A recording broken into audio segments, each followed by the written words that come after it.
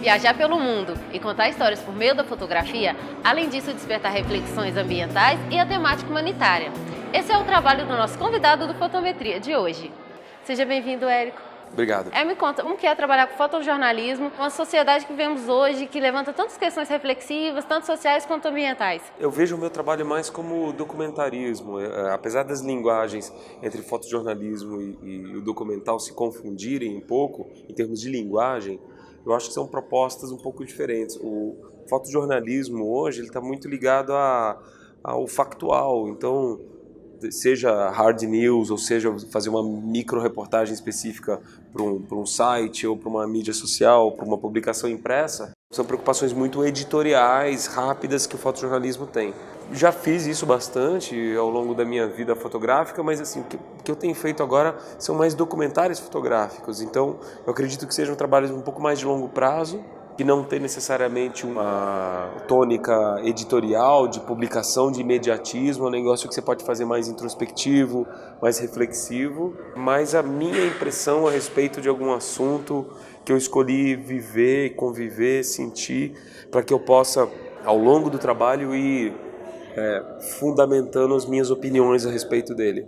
E aí o resultado disso é uma série de fotos, geralmente fotos e textos, que compõem um ensaio que pode estar publicado em livro ou em exposição, que é um trabalho documental completo, finalizado. Então, eu tenho me dedicado a alguns desses nos últimos anos. Um desses trabalhos é a Jornada do Rinoceronte. Me conta um pouquinho desse trabalho, Silvio. A minha paixão é fotografar pessoas, eu gosto de fotografar gente, gosto de me aproximar, aprender, me transformar, me deixar ser tocado pela presença humana em algum contexto. Então, eu sou apaixonado por pessoas.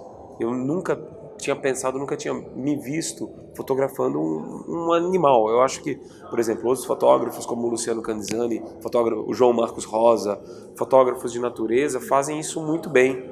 E eu, de maneira alguma, não tenho nem equipamento apropriado para isso. Eu não sou um fotógrafo de vida selvagem. Quando eu tive acesso, alguns anos atrás, ao que acontece com o rinoceronte, que é um animal que já existe há muitos milhões de anos e que ele pode acabar, pode sucumbir na nossa geração por causa de caça ilegal, eu achei que tinha aí um contexto que me interessava muito para nos compreendermos melhor como humanos.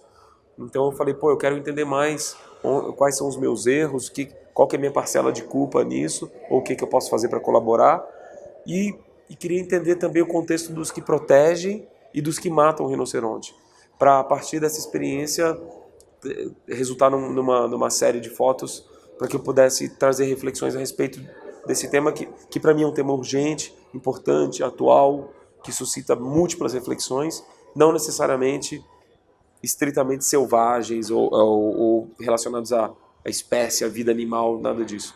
Então eu fiz um documentário ao longo dos últimos 10 anos da minha vida, que resultou num livro, que foi o livro mais recente que eu publiquei, como você falou, se chama Jornada do Rinoceronte, e é um trabalho onde eu procuro falar sobre nós, seres humanos, a partir da tônica desse cenário da crise mundial dos rinocerontes. Foi uma experiência magnífica, talvez tenha sido a coisa mais linda e louca que eu me envolvi na minha vida, assim. E esse trabalho deu o que falar. A gente não tem rinoceronte aqui vivendo no seu habitat natural na América, né? Não existem grandes mamíferos aqui no Brasil. Mas, curiosamente, quando eu lancei esse projeto aqui, no ano retrasado, houve uma comoção muito grande por parte de nós brasileiros. E qual foi a parte mais desafiadora desse trabalho, assim? Foi a logística, porque eu sabia disso. Não tem rinoceronte perto de casa, existem rinocerontes na África e na Ásia, e para eu fazer com a abrangência que eu gostaria, eu falei, eu preciso de tempo e preciso me locomover demais, e para vários países, não para 3, 4, mas para muitos países, 10 países. E eu acabei fazendo isso ao longo de 2 anos, 2014 e 2015. Eu viajei bastante e tinha um pouco de risco envolvido. Essa questão do ilegal, né? Por se tratar de caça ilegal, eu trabalhei junto a policiais, a equipes anti-caça. Então passei noites dentro de reservas, tentando localizar ali carcaça de rinoceronte, caçadores furtivos fugindo da reserva. Então teve uma atmosfera complexa para se trabalhar, né? E isso foi bem complicado. Mas um dia após o outro, rompendo com as dificuldades, assentando as suas expectativas, aprendendo com a sua pesquisa, você vai traçando o caminho fotográfico, que foi bem feliz, foi bem legal. Na última etapa, no ato final ali do projeto, eu queria fotografar os consumidores de chifre. E um dos países que mais se usa chifre para finalidades medicinais é o Vietnã. Então eu fui para o Vietnã sozinho, durante 2 semanas e pouco, falar, pô, vou viver aqui um pouco, ver se eu acho alguma foto aqui, se eu vejo um chifre, alguma coisa. E foram semanas interessantíssimas para entender esse outro lado da história também. Com a morte do último rinoceronte macho, da subespécie branco do norte, em pouco tempo, a extinção será inevitável. O fotógrafo conta do sentimento em relação à notícia. Foi de uma tragédia anunciada. Eu anunciei essa tragédia. Eu sabia. Quando eu comecei a fazer esse projeto, existiam 7 rinocerontes dessa subespécie. Essa não é ela é uma subespécie dos rinocerontes brancos. Existem os rinocerontes brancos do sul, que são os mais numerosos do planeta, que tem 18 mil indivíduos, e os rinocerontes brancos do norte é uma subespécie que morreu muito. Então, quando eu comecei o projeto, tinham 7. Aí depois, por morte natural, eles foram diminuindo. 6, 5, 4. Aí, ao longo do ano passado, só existiam 3, que eram 2 fêmeas e um macho, e eu fotografei todos eles. E eu estive com eles, eu toquei nesses rinocerontes. Eles têm algumas características, eles são bem grandes, são muito grandes, bem maiores do que a média. Bem maiores não, levemente maiores do que a média. E tem as orelhas mais compridas, assim, peludas, eles têm umas corcovas nas costas. E eles são relativamente dóceis à presença humana. Então eu consegui tocar neles e tudo mais. E aí eu estive com esse último rinoceronte branco do norte macho, que se chamava Sudan. E eu falei na época, eu falei, olha, um dia, através das redes sociais, essa triste notícia vai chegar. E não deu outra. Há 1 mês e pouco atrás, houve um movimento ambiental imenso, foi um choque para os ambientalistas sem paralelo. É aquela notícia que você nunca espera ouvir, que você nunca quer ouvir, que de repente chega uma subespécie, acabou, porque o último macho sucumbiu, acabou. E a gente acha que essas espécies elas não podem entrar em extinção, mas ao longo da nossa geração, vários animais estão entrando em extinção. E ter visto um rinoceronte atingir esse estágio de fragilidade é triste, é deprimente, é muito trágico. Após a jornada dos rinocerontes, o fotógrafo começou um novo projeto, um grande ensaio documental sobre o comércio de sal na Índia. Assim, quando eu terminei esse projeto relacionado ao rinoceronte, eu revisitei alguns temas que me interessavam e eu sempre fui muito ligado no Gandhi, no Mahatma Gandhi. Eu procuro ser gandhiano em vários aspectos da minha vida. Eu tenho estudado e lido bastante sobre o Gandhi.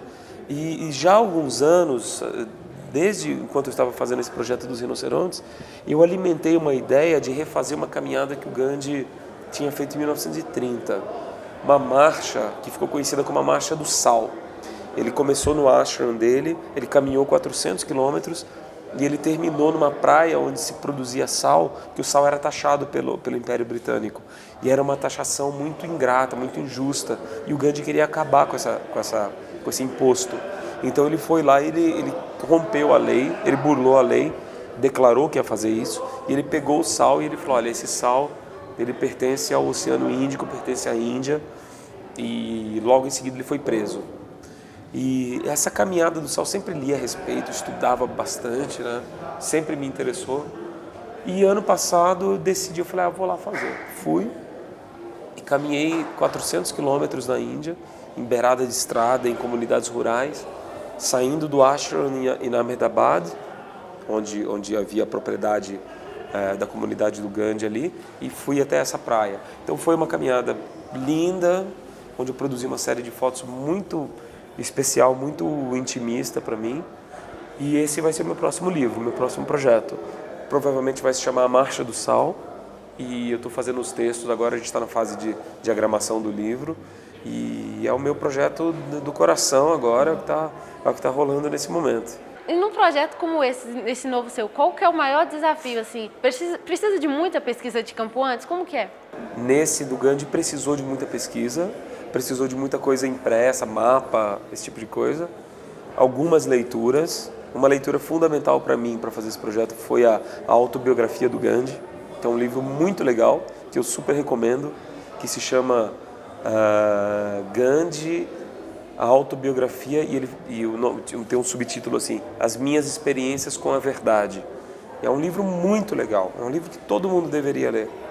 E eu li, depois eu acabei lendo outros livros também ligados ao Gandhi, e agora foi uma pesquisa brutal e foi um desafio físico também, né?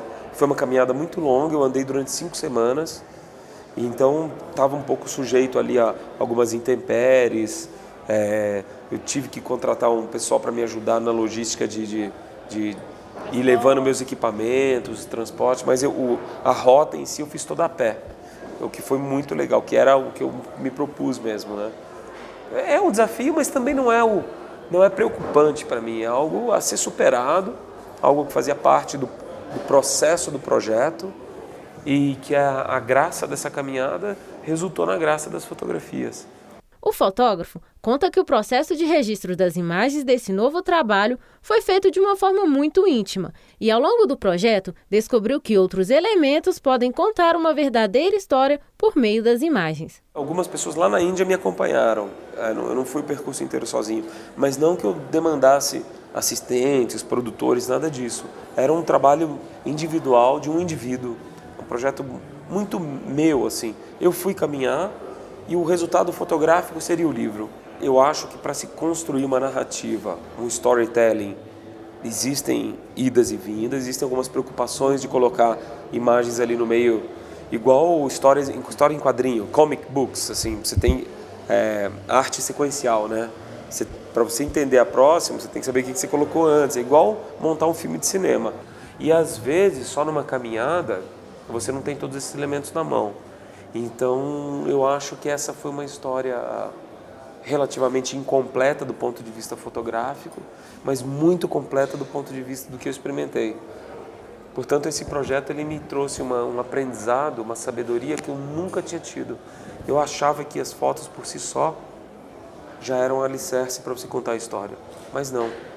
Eu acho que você precisa dar o seu depoimento, mostrar um pouco das cores, mostrar um pouco das palavras, das texturas.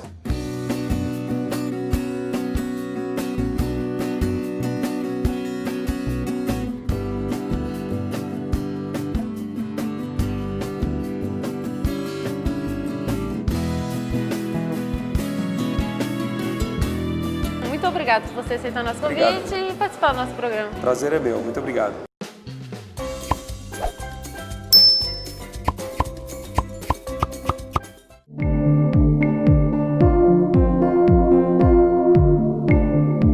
Fique agora com uma dica de ouro do fotógrafo Pedro Mendes. Eu acho que o básico de estudar a teoria, etc., é muito óbvio, né? Eu acho que assim, é importante as pessoas pegarem, prestar atenção no dia a dia, os momentos que não tiver com a câmera, prestar atenção quais momentos seriam interessantes de fotografar. Eu acho que assim, mesmo se a pessoa se interessa na fotografia, é muito importante ter como referência todos os tipos de arte, visitar museus, exposições, ler coisas de arte em geral, porque tudo serve para fotografia.